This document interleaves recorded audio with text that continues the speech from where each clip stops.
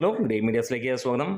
കമലഹാസൻ നായകനായി എത്തുന്ന ഏറ്റവും പുതിയ ചിത്രമാണ് തഗ് ലൈഫ്. തഗ് ലൈഫ് എന്ന സിനിമയിലെ താരങ്ങളുടെ പ്രതിഫലം കേട്ടാൽ നമ്മൾ അക്ഷരാർത്ഥത്തിൽ ഞെട്ടും എന്ന് തന്നെ പറയാം. എന്താണെങ്കിലും ഉലകനായകൻ കമലഹാസൻ്റെ സിനിമയാകുമ്പോൾ 1000 കോടി തന്നെ നമുക്ക് പ്രതീക്ഷിക്കാവുന്ന ചിത്രമാണ്. വമ്പൻ ബഡ്ജറ്റിൽ വരുന്ന ഈ ഒരു ചിത്രം ഇന്ത്യയിലെ ഏറ്റവും വലിയ റിലീസുകളിലൊന്നാണ് നമുക്ക് എല്ലാവർക്കും അറിയാം. പ്രത്യേകിച്ച് കമലഹാസൻ സിനിമകളെല്ലാം തന്നെ വളരെ കാലങ്ങളായിട്ട് അങ്ങനെ തന്നെയാണ് വരാറുള്ളത്.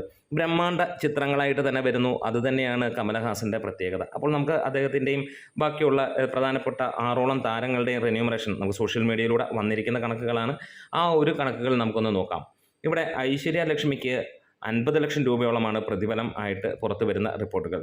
സാനിയ മൽഹോത്രയ്ക്ക് 1 കോടിയോളമാണ് പ്രതിഫലമായി വരുന്നത്. പങ്കജ് ത്രിപതി അദ്ദേഹത്തിന് 2.5 കോടിയോളമാണ് അദ്ദേഹത്തിൻ്റെ പ്രതിഫലമായിട്ട് വരുന്നത്. നമ്മൾ ഏറെയും കാത്തിരുന്നു ദുൽഖർ സൽമാൻ ഈ ഒരു സിനിമയിൽ ഉണ്ടാകുമെന്നുള്ളത് ആദ്യം കേട്ടിരുന്നു. പിന്നീട് അദ്ദേഹം പിന്മാറുന്ന കാര്യങ്ങളൊക്കെയാണ് നമുക്ക് കാണാൻ കഴിഞ്ഞത്.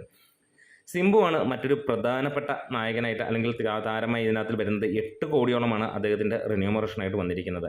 നായികയെ എത്തുന്നത് നമുക്കെല്ലാവർക്കും ഫേവറേറ്റ് ആയ തൃഷ തന്നെയാണ്. തൃഷയുടെ ഒരു കാസ്റ്റ് അല്ലെങ്കിൽ റിന്യൂമറേഷൻ നോക്കുകയാണെങ്കിൽ 12 കോടിയോളമാണ്. അപ്പോൾ ഉലകനായകനെ ഏത് റേഞ്ചിൽ പോകും ഒന്ന് ഗസ്റ്റ് ചെയ്യാൻ കഴിയുമോ?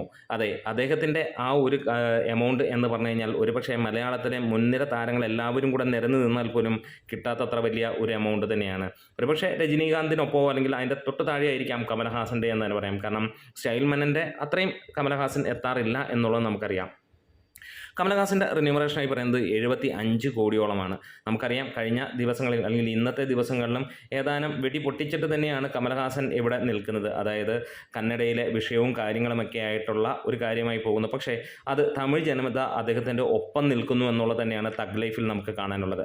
സിനിമ ഇറങ്ങാൻ വെറും 2 ദിവസങ്ങൾ മാത്രം അല്ലെങ്കിൽ 5-ാം തീയതി നമുക്ക് ഇവിടെ സിനിമ എത്തുമ്പോൾ ഒരു കാര്യം ഉറപ്പിക്കുകയാണ്, ഇത് ഉലക നായകൻ കമലഹാസൻ്റെ സിനിമ തന്നെയാണ്. അതുകൊണ്ട് തന്നെ അദ്ദേഹം അങ്ങനെ ക്ഷമ പറയാനോ കാര്യങ്ങൾക്കോ ഒന്നുമില്ല. എന്തായാലും കർണാടകയിൽ സിനിമയുടെ റിലീസ് ഉണ്ടാകില്ല എന്നുള്ളത് തന്നെയാണ് ഇപ്പോഴും ലഭ്യമാകുന്നത്. എന്തായാലും തമിഴന്മാർ മുഴുവനും അദ്ദേഹത്തിൻ്റെ ഒപ്പം തന്നെ നിൽക്കുന്നു.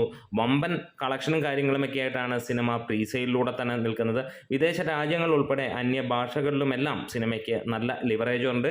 എന്തായാലും കമലഹാസൻ്റെ ഈ ഒരു സിനിമ വമ്പൻ ബഡ്ജറ്റിൽ വരുമ്പോൾ അടുത്ത 1000 കോടി പ്രതീക്ഷിക്കാം എന്നുള്ളത് തന്നെയാണ്. നമുക്ക് വിക്രം എന്ന സിനിമയ്ക്ക് ശേഷം വരുന്ന ഈ ഒരു സിനിമ ആളുകളെ അത്രത്തോളം രസിപ്പിക്കുന്ന ഒന്നാകട്ടെ എന്ന് ആശംസിക്കുന്നു. നമ്മുടെ വീഡിയോസ് ഇഷ്ടമായെങ്കിൽ ഒന്ന് സപ്പോർട്ട് ചെയ്ത് തരാം. Great medias.